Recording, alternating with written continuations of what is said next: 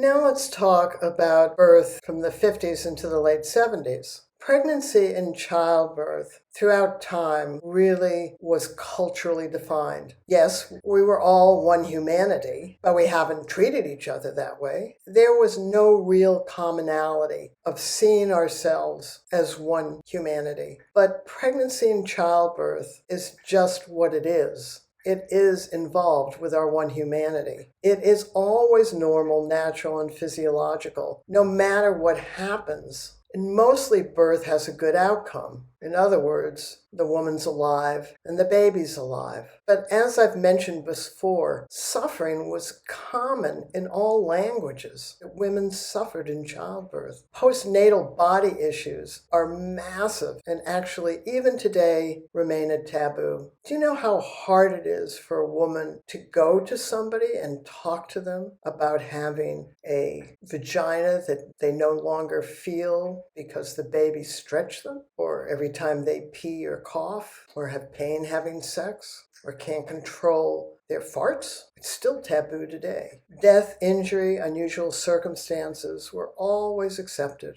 And there was no real reporting of these issues. It's just accepted. And just because women get pregnant and give birth doesn't mean that women know how to do that. It's going to happen one way or another. Do we know how to be a good lover because we're randy? Do we know how to cook because we're hungry? In fact, do we know what's safe to put in our mouth because we're hungry? If we did instinctively know that, we wouldn't spend years taking stuff out of our kids' mouths. But that period between World War I and World War II was just the beginning of our modern era. So I'm going to just do a slight recap. The beginning of World War I and World War II, that period was the beginning of the split between the first and third world countries. It was a transitional period. Up until then, everybody was living traditionally, but modern life continued to increase, and with it came modern healthcare. And people liked it. My grandmother died at 39 from pneumonia prior to antibiotics. I grew up during the polio period.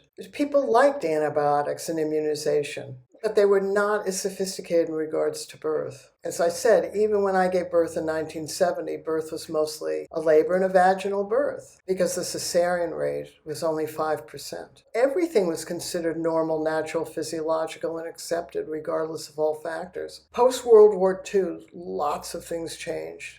Increased separation between the first and third world. And being modern encompassed lots of things. Think about it. If you've traveled into really third world countries, not on the tourist route, but really deeply into third world countries, think about how their lives are separate from yours. And now think about the 50s to the 70s. Leave it to Beaver. U.S. became a manufacturing hub. Women were basically at home until the feminist movement, which occurred later. But they were getting educated. And we began to have appliances, which made life easier. Things like refrigeration. In fact, in New Zealand, which I'll talk to you about, the idea for women to stay in the hospital for 10 days wasn't to capture them. It was to let them rest. Because they didn't have cars, they didn't have refrigeration, they didn't have supermarkets. So if they had had an early release from the hospital, they would have gone back to taking care of their children and their husband without any rest after a birth. I was born in 1944. In the United States, pretty much all births were occurring in the hospital. My mother was put to sleep.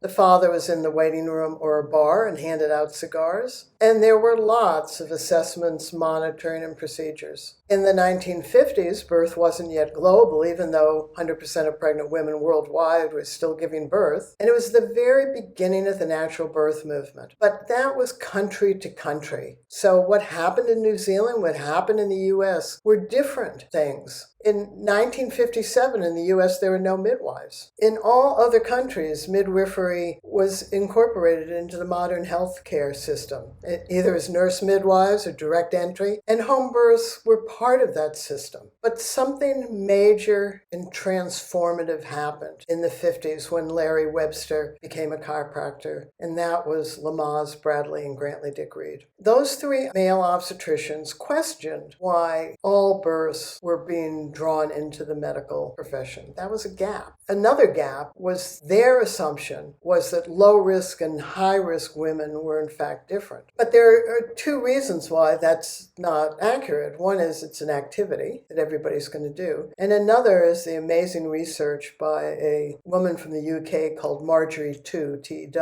and she basically looked at risk factors. And I'm going to bastardize what she said from my experience with birth, is that no matter how many risks a woman has nothing to do with how well she copes with the natural occurring pain of labor and how fast a baby can get out of her body. But when Lamaze, Bradley, and Grantley Dick Reed came forward, they came forward into the natural birth movement to focus on low-risk women, to achieve three goals: a natural birth, so nobody had defined it, a pain-free labor because of Grantley Dick Reed, and without medical care, without the assessments, monitoring procedures that in the 1980s were all lumped under the word intervention, with the implication that interventions were unnecessary and imposed on women. But these very first childbirth preparation classes in the U.S. transformed childbirth, absolutely transformed childbirth. And I gave birth during the end of that period. There was an extraordinarily high societal expectation that families in the late 50s, 60s, and early 70s attend these classes. This was transformational thinking at that time. In other words, the high societal expectation drove all of us into those classes, whether we were high risk or low risk, even though we knew from the instructors that the focus was on low risk women. In fact, after my birth, when I was induced, I called the instructor and said the skills didn't work, and she said they don't work if you're induced. And what went through my mind is, how can you have skills that don't work on all births? That was not a motivator, by the way. It was just a thought at the time.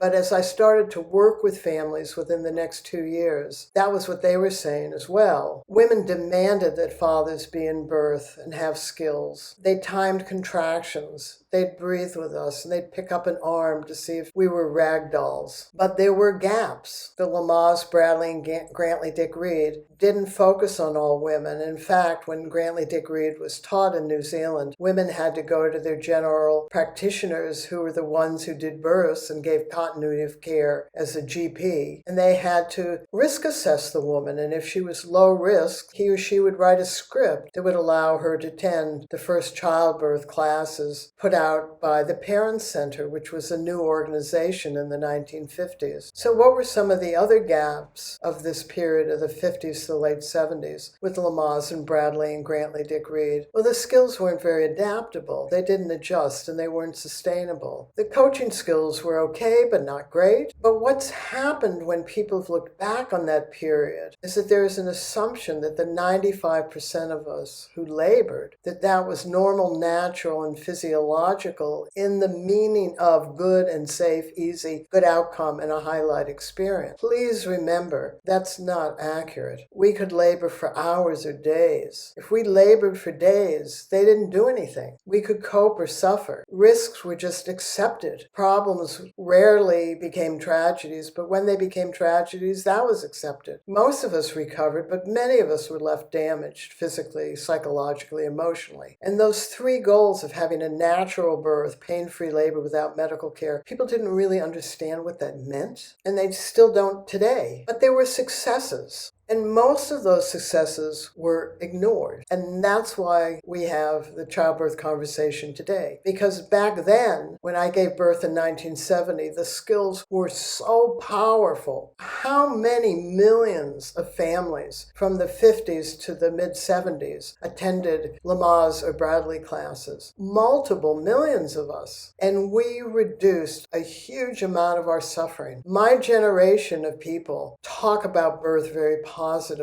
We didn't always like it. We didn't like the assessments, the monitoring procedures. I went into a hospital. I was shaved. I was given an enema. I was prepped. I had to lie in bed. I couldn't eat. I couldn't drink. I was strapped to the delivery table. I had a mirror between my legs, mandatory episiotomy, forceps delivery, baby in a nursery. I stayed in the hospital for 7 days. So that's what we did with those skills. We worked within that environment with our skills. skills and felt more in control. This had a huge spin-off to obstetricians and the nurses. They loved working with us, and they loved that fathers were helping. And most of us as women felt pretty good about our birth. We didn't expect perfect. We just felt that some skills were better than none. And all of those skills, Lamaze and Bradley worked with and around all of the assessments, monitoring procedures. Now in New Zealand, this was quite different. If you're from other countries, go back and look at your own history. In New Zealand, Grantley Dick Reed was the preferred class until later, and then it was Lamaze. And it was developed by a group called the Parent Center. Parent Center's history initially was to have parents have access to their children in the pediatric ward rather than just visiting hours. But it was also about natural birth, and so they taught the childbirth education classes. Fathers, though, were not permitted in as they were in the U.S., and women were risk evaluated before they could take the class. But in 1961, H.A. Brandt did a phenomenal study at National Women's Hospital. One group had this, one group didn't have that, and this happened. 6-page study, which is attached to this topic. Absolutely phenomenal. And it was totally ignored. New Zealand had midwives. There were home births in New Zealand at that point. Not many, but there were some. A lot of them were birthing units. As I mentioned, birthing better skills and the concept began to develop in the early 1970s because the majority of people that I worked with were high risk and came from very religious and ethnic backgrounds. They wanted to be included, and they didn't feel included in the message that was being given at that time, which was low-risk women could achieve these 3 goals. And that was the beginning of the concept. It was hell no, it's our baby's birth. Our baby's birth is important to us, and we want to be empowered. At that point, Lamaze, Bradley, and Grantley Dick Reed were the only systems, and those really did exclude families, even though we all took classes, as I've mentioned. And so we just wanted better skills. And so that was both the beginning of the concept and the beginning of birthing better skills. At first, in the 70s, we focused on better breathing, better communication to ourselves, to our partners, and touch. Because 95% of us were laboring back then. Back then, there was no intention to create this something that it has become. This class is focused on the concept primarily because we hope many ICPA members will pass the concept on to their clients and give them the handout where they can choose one or more of the skills-based methods. After 6 months, passing on the concept and giving the handout to clients for those ICPA members who want to participate in the phase 2 of this study, we will work with you so that you get your clients to self-learn the birthing better body skills that Pink It, that Jeannie had, in the privacy of their own home as they work with you with the Webster technique. But we'll talk about this later.